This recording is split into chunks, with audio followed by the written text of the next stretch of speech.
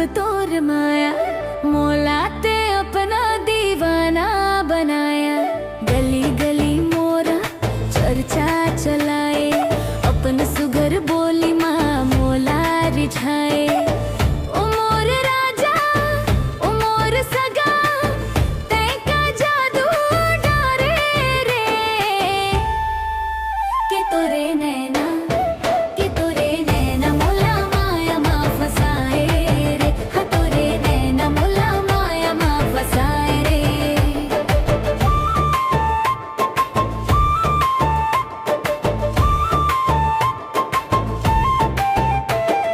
बिहनिया ले आठ सते बाड़ी के तीर माँ, मोला ते देख थस माया के पीर माँ। दोनों को ती जलते माया के दिया, तोर बिना धक गर कर थे मोजिया। सुन ले मोला सुन ले मोला सुन ले मोला, ते अपना बना ले रे। के तोरे नैना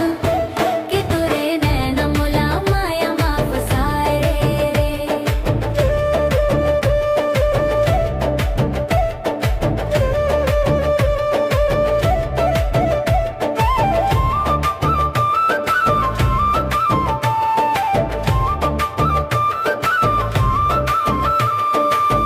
पाँव माँ पेरी हाथ माँ कंगना, ते तो अबे मोर घर के अंगना।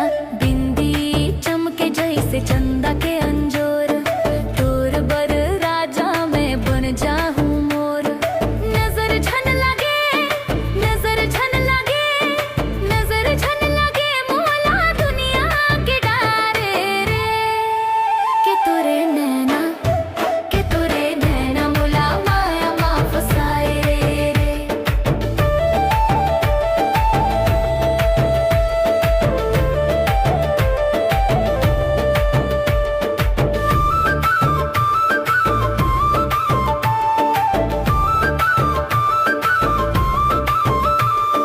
नदिया के तीर तीर डवरी के छाँव माँ, तोर संग फिर हूँ मैं छोड़ के झमेला।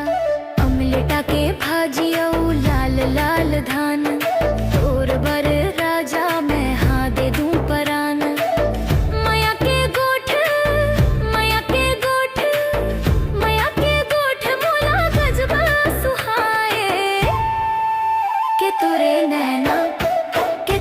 नैना मोला माया माँ फसाए रे।